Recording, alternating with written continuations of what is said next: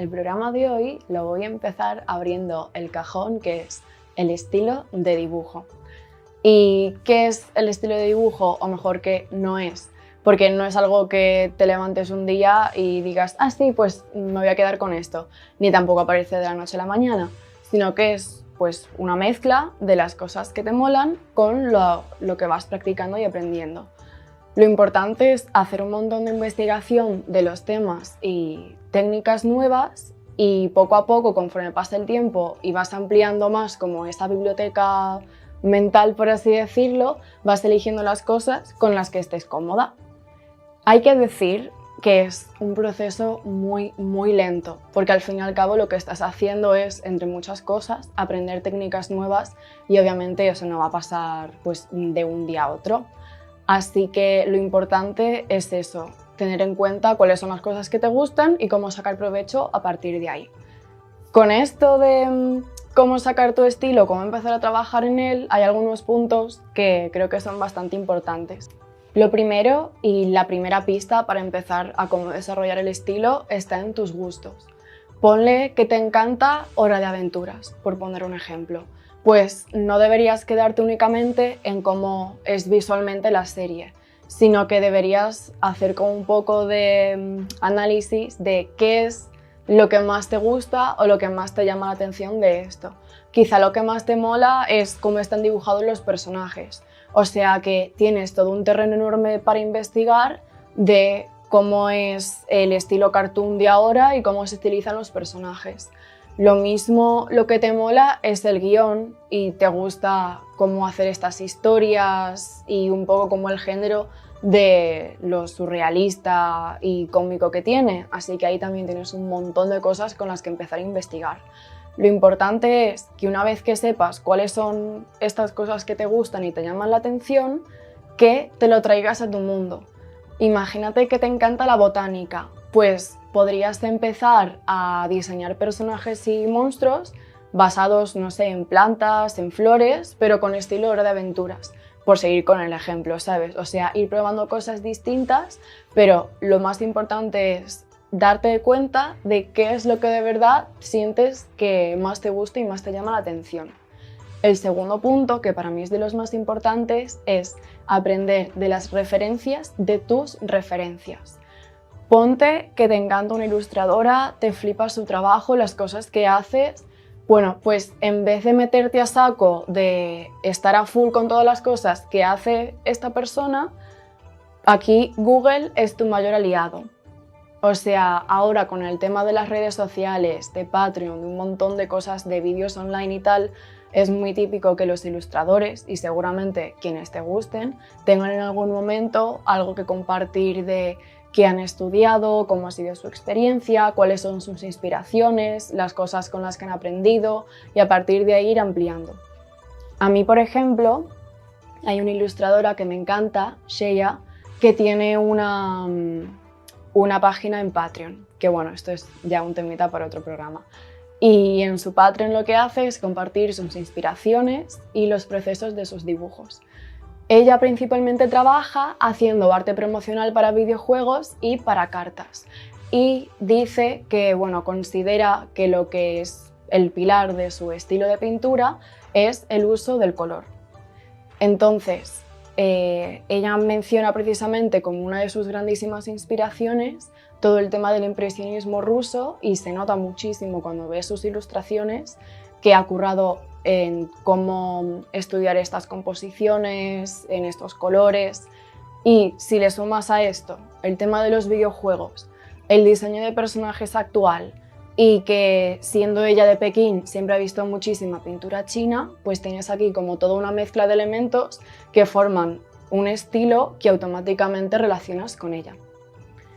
El siguiente punto es saber analizar el estilo de los artistas que te gustan, o sea, darte cuenta de qué es lo que realmente qué es lo que lo hace característico, por así decirlo. Que esto pueden ser muchas cosas, o sea, cómo hace la línea, cómo son las paletas que utiliza, el lenguaje de formas que tiene, la temática. Hay muchas cosas que definen un estilo de dibujo o artístico que van más allá de cómo dibujar caras. Por ejemplo, otro autor que me encanta, Kay O'Neill, tiene una variedad súper guay de trabajos y me sirve perfectamente para este ejemplo.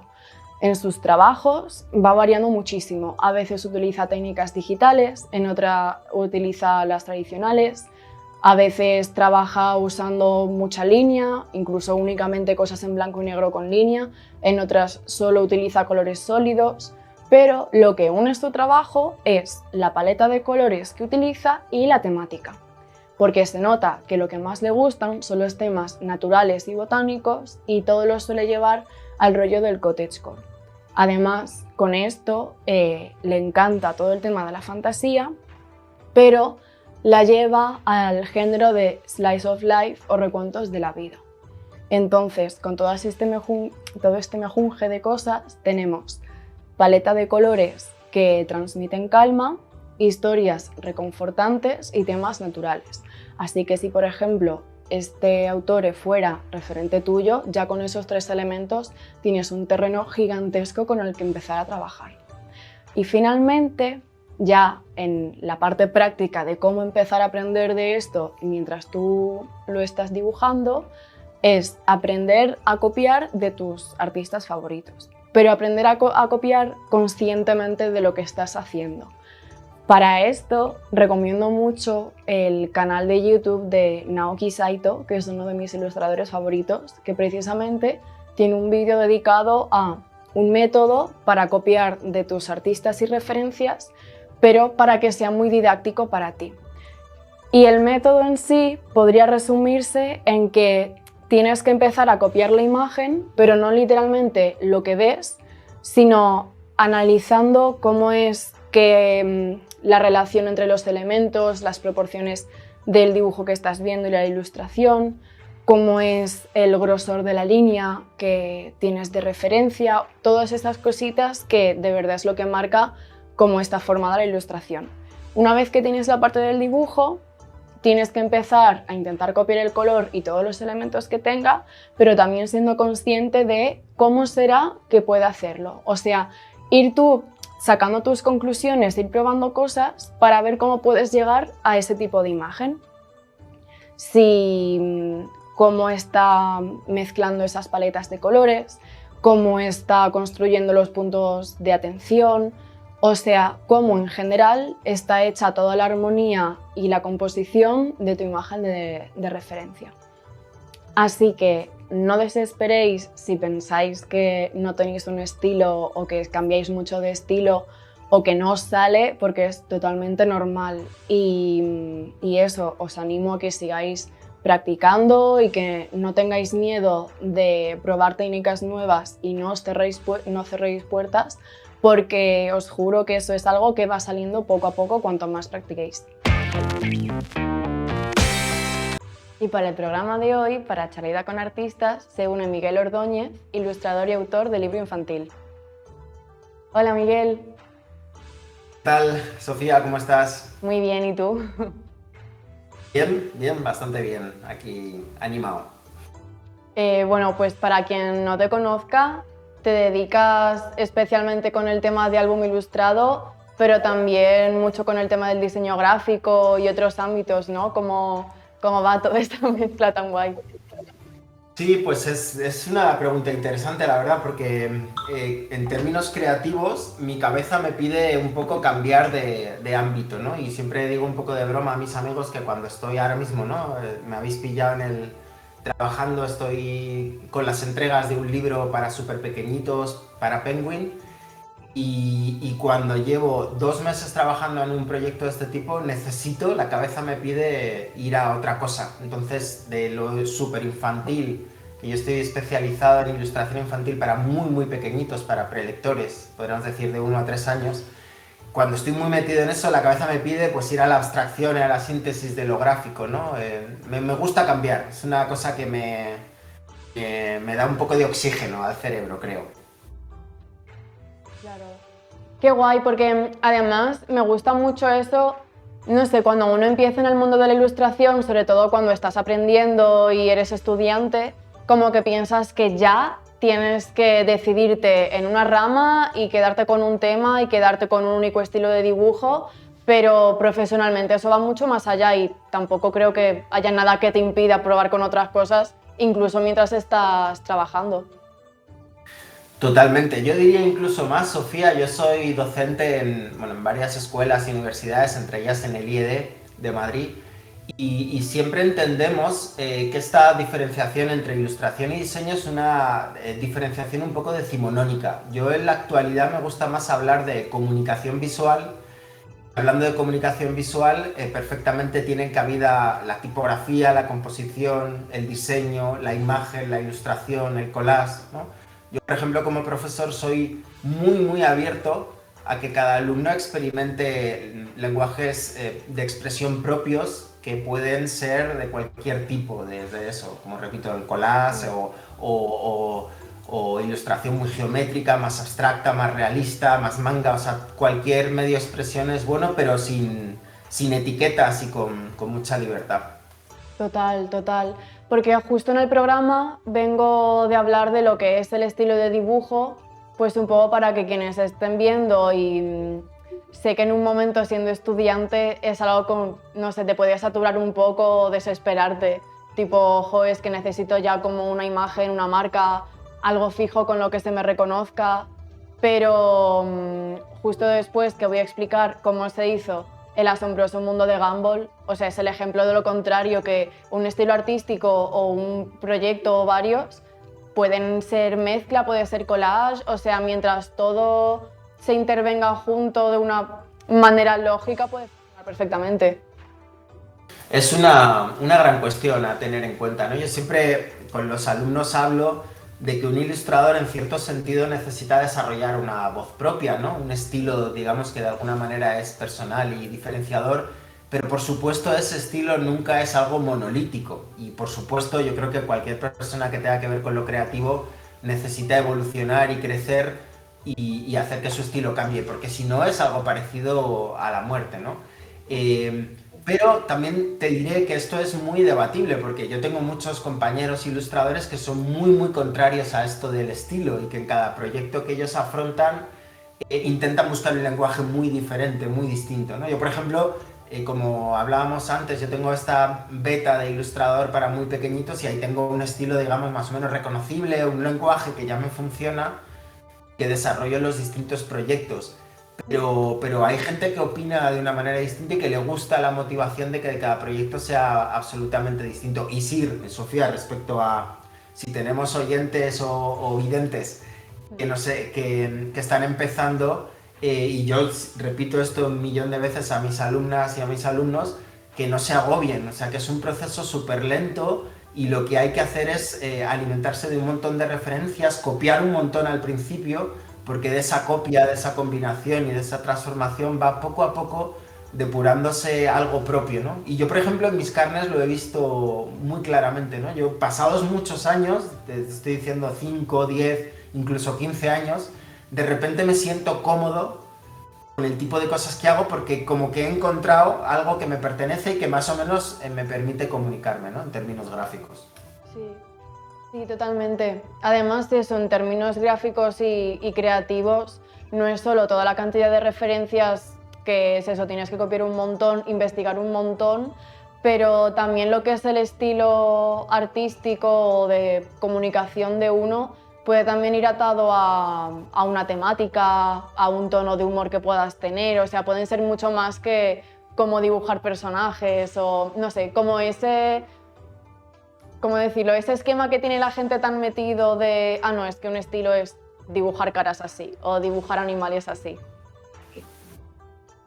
Claro, totalmente. De hecho, no solo eso, Sofía, sino que también yo insisto mucho con mis alumnas y con mis alumnos de que decir ilustración es casi como no decir nada, porque yo tengo un mogollón de alumnos flipaos con el manga, flipaos con el concept, que les interesa mucho lo infantil, que les interesa lo publicitario, lo fantástico. Entonces, tú tienes que analizar qué tipo de cosas se te dan bien y caminar en la dirección donde tú puedes aportar algo. Yo, por ejemplo, siempre cuento un poco de broma, ¿no? Yo estudié en la Escuela de Arte 10 y cuando tenía dibujo en natural yo era un desastre, porque, en parte porque no me interesa mucho hacer este dibujo realista, pero como veis, mi propuesta gráfica no va tanto por ahí. Me divierte más como buscar formas distintas, abstraer, simplificar, y por ahí no podría ser probablemente ilustrador científico, pero en el infantil, pues oye, algún editor loco me sigue contratando para hacer los libros, ¿no? Entonces tienes que encontrar el contexto profesional donde funciona lo que tú haces y olvidarte un poco de lo que son tus defectos y tirar un poco por donde pintan bien lo que se te da bien, ¿no? Total, total. Y a mí algo que, claro, porque tú fuiste profesor mío en infografía y cuando nos empezaste a mostrar tu trabajo, a mí lo que me gustó muchísimo es que había también como un tipo de ilustración infantil como muy generalizado, pero cuando vi tu trabajo precisamente me pareció como muy refrescante y yo, claro, venía de hacer 2 años de la carrera de diseño y dije, joder, que me pareció como muy guay la manera de, pues lo que has dicho antes, la manera de sintetizar, de elegir y limitar las paletas de colores, que también tiene que ver con la comunicación a la que estás yendo, porque yo veo como un poco paralelo el tema de en diseño gráfico la lectura rápida y eficaz que tiene que haber de la imagen con la imagen que se hace para niños tan peques, que tiene que ser también que llame la atención, que se pueda ver enseguida toda la info de la imagen y todo eso, ¿no? Claro, es que ahí de nuevo, Sofía, vuelves a dar en una tecla muy interesante, es porque muchos editores, muchos diseñadores, muchos ilustradores te dirán, lo que a los niños de 3, de 5 años les interesa ver, bueno, eso es muy complicado, ¿no? Porque no sabemos muy bien, no podemos meternos en la cabeza de los niños y sobre todo las niñas y los niños son muy variados, ¿no? Como somos los mayores. Pero sí que hay algo que a mí me fascina y por eso quizá estoy especializado un poco en esa franja de prelectores de 1 a 3 años, ¿no? De libros de estos de cartoné, ¿no? Para bebés, que por cierto se venden mogollón porque se regalan mucho, en general digo los libros para bebés. Es una fase que tener en cuenta que un niño cuando nace no puede ver, o sea, ve como un cuadro de Pollock, ¿no? Una mezcla caótica de formas y colores y poco a poco la percepción va estructurando y jerarquizando las cosas, identificando lo que conoce y va aprendiendo a ver. Entonces, la ilustración para súper pequeñitos, desde luego va en ese camino, en un camino iconográfico de buscar la forma esencial, colores potentes que llamen la atención, de alguna manera acompañar al bebé en el camino de aprender a ver, de aprender a distinguir las cosas, ¿no? Y desde luego eso, por ejemplo, respecto a mi estilo gráfico, encaja perfectamente con lo que a mí gráficamente me interesa, ¿no? Yo soy muy admirador de, pues eso, de la simplificación, de Picasso, de Miró, de toda esa corriente artística de vanguardia que ha simplificado la realidad en elementos no realistas y sintéticos, ¿no? A mí eso es lo que me motiva, ¿no? Como creativo, es lo que por ahí es, mi camino expresivo claramente va por ahí, sea en la ilustración o en el diseño. Total, total. Y siguiendo justamente la línea de este tipo de álbum y libro que haces para lectores tan chiquititos, quería preguntarte cómo es que te salió esta propuesta de trabajo con Jimmy Fallon que terminó dando lugar a muchos más libros.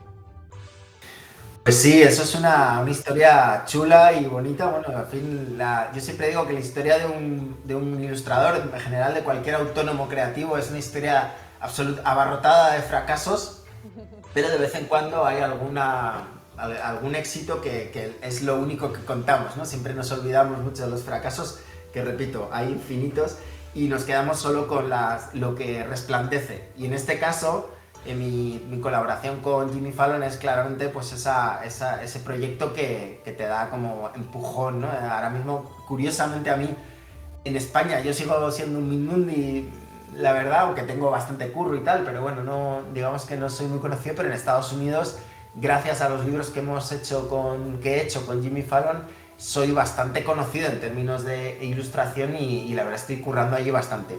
¿Cómo llegué a eso? Bueno, pues yo tuve no me acuerdo, yo creo que hace unos 8 o 9 años, la súper buena noticia de pasar a trabajar con Marlena Torsesca, que es una de las mejores agentes de ilustración del mundo, residente en Nueva York.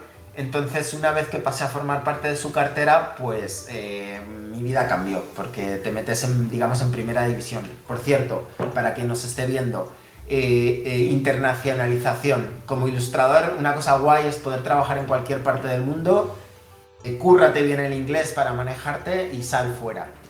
Respecto a más en concreto esta con Jimmy Fallon, bueno, pues curiosamente, fíjate, para que veas un poco cómo funcionan las cosas, ¿no? El director de arte de Macmillan se imprime cosas que le interesan, que le molan, de lo que le mandan la gente, de lo que ve por ahí, y puso en su mesa de trabajo una ilustración con una serie de personajes animales hechos por mí, ¿no? Que le había mandado mi agente.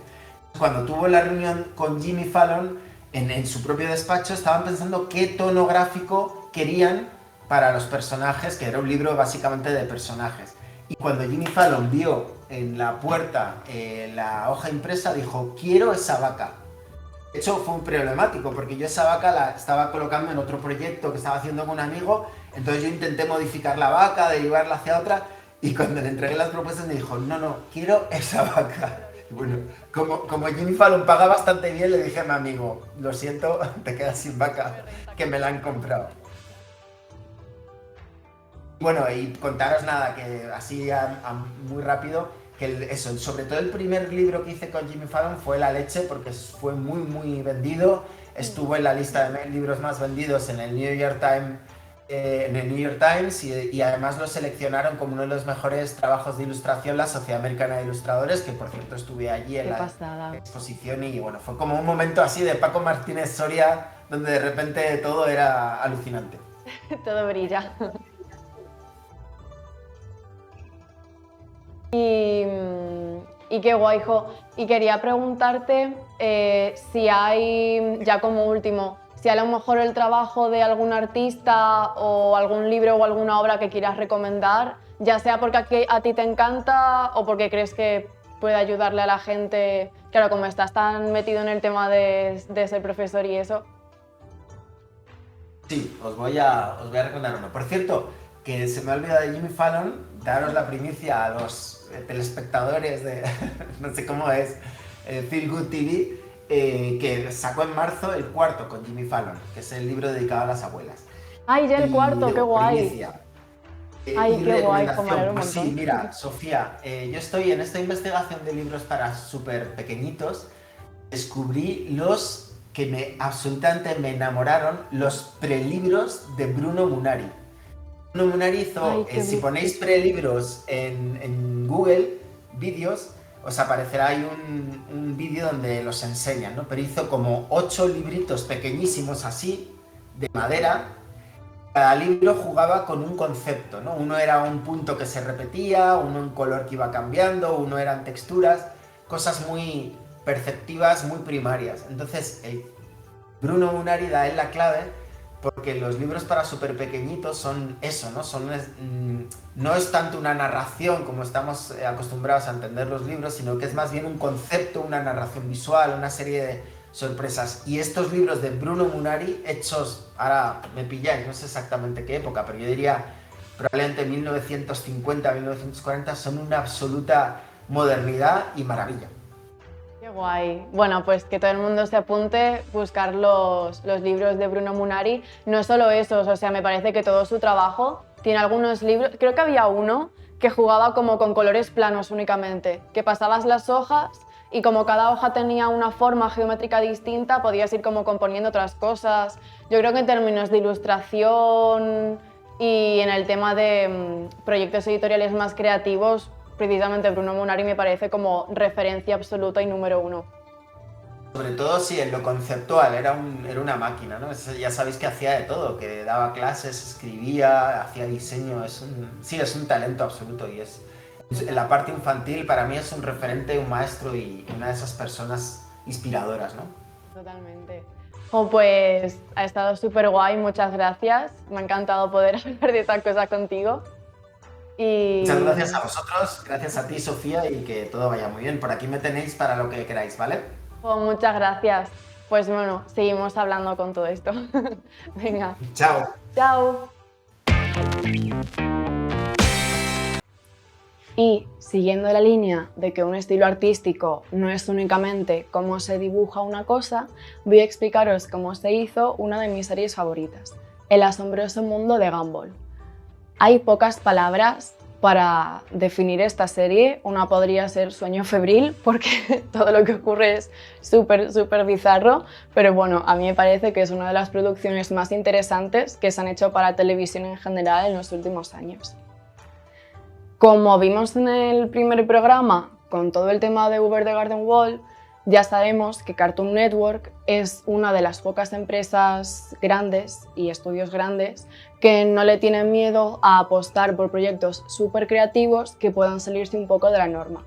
Y esto es precisamente lo que pasó con Gumball. Bueno, todo comienza cuando Ben Bokelet, que es el creador de la serie, deja su trabajo de unos estudios de animación llamados Estudios Aka en Londres.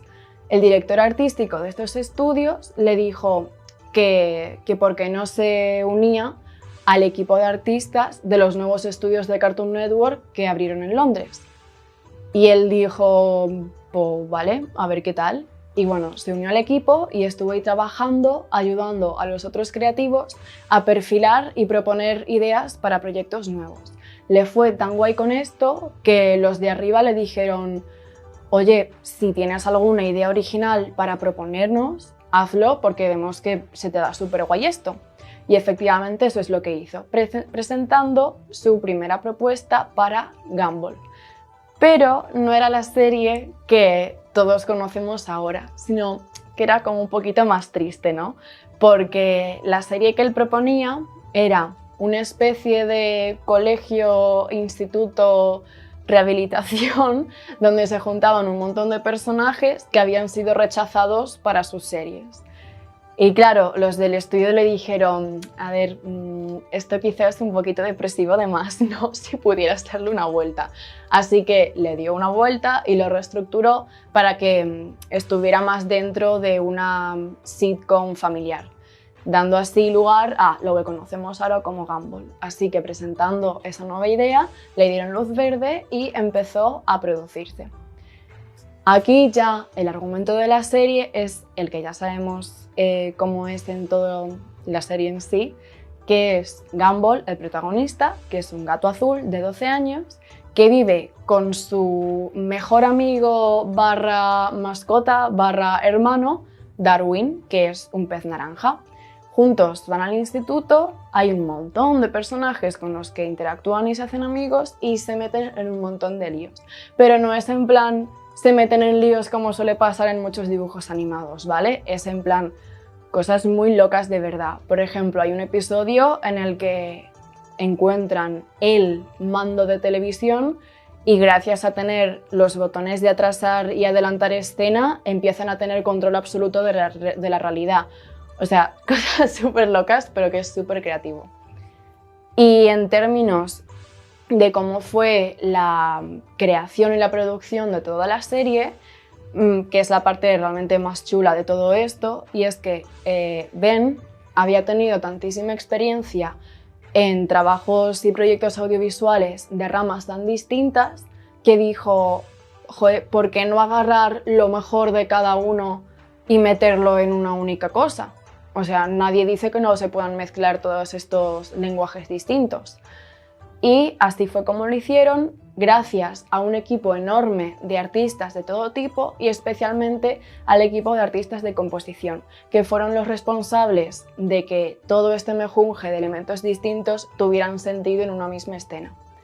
Porque claro, entre todas las cosas que tiene Gumball tenemos personajes y animación vectorial, con 3D, con personajes que están hechos con stop motion, otros que son marionetas, o sea, 1000 cosas. Y todo esto producido en un montón de estudios repartidos en Europa y en Japón. Y precisamente en la animación de la serie se bebe muchísimo del anime en términos de cómo son los movimientos de los personajes, cómo son los movimientos de cámara que hay, los efectos especiales, bueno, un montón de cosas más. Y claro, os podéis imaginar que las producciones de cada capítulo eran tan minuciosas que tardaban un montón, pero un montón en producir. O sea, un solo episodio tenía una producción de un año entero perfectamente. Así que no les quedaba otra que producir cada una de las temporadas, todos los episodios, de manera paralela. Y así, momento fun fact, por así llamarlo, Hay que decir que esta es una de las series todo público más censuradas de la historia.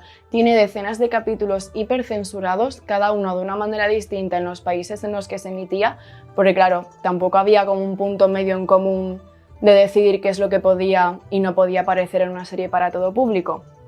Pero la parte graciosa de esto es que entre todas las censuras, los mismos productores de la serie ponían censuras a propósito para ayudar con la narración.